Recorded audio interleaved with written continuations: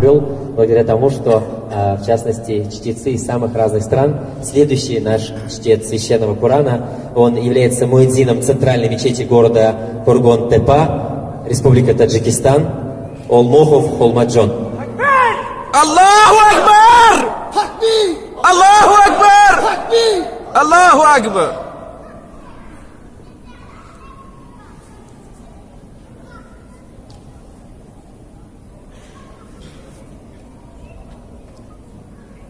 أعوذ بالله من الشيطان الرجيم.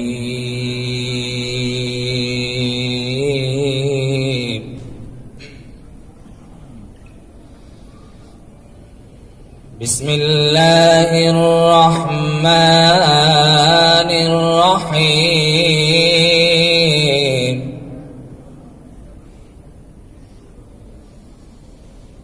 الحمد لله رب العالمين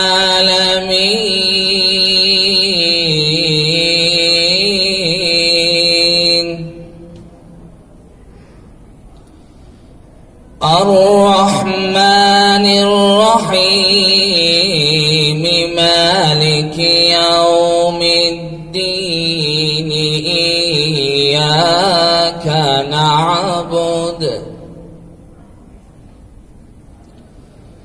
إياك نعبد وإياك نستعين اهدنا الصراط المستقيم صراط الذين أنعمت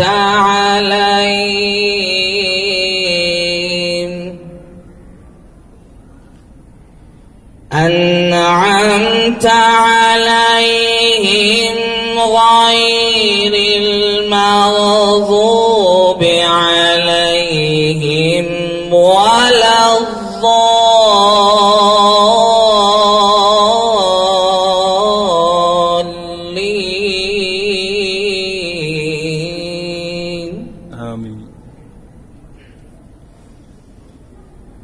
بسم الله الرحمن الرحيم وسيق الذين اتقوا ربهم إلى الجنة زمرا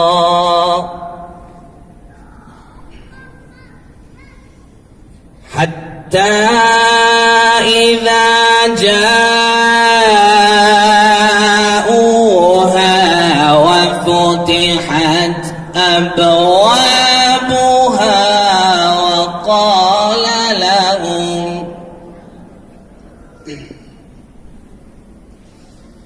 وقال لهم خزنتها سلام عليكم طبتم فادخلوها خالدين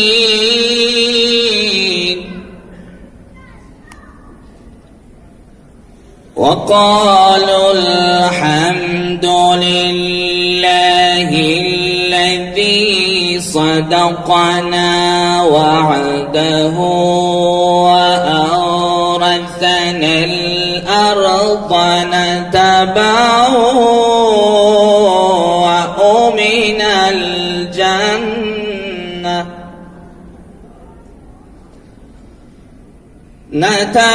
نتبوأ من الجنة حيث نشاء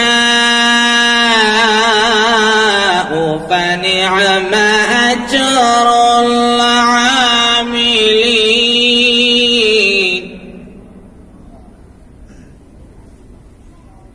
وترى الملائكة حافين من حول العرش يسبحون بحمد ربهم يسبحون بحمد ربهم وقضي بينهم بالحق وقيل الحمد لله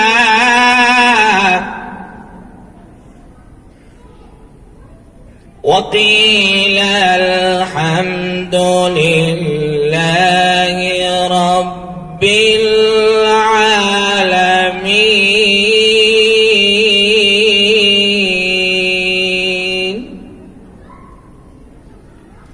بسم الله الرحمن الرحيم. قل هو الله أحد الله الصمد لم يلد ولم يولد ولم يكن له كفوا أحد. بسم الله الرحمن الرحيم. قل هو الله أحد الله الصمد لم يلد ولم يولد ولم يكن له كفوا أحد. صدق الله العلي العظيم. أحسن. الله أكبر.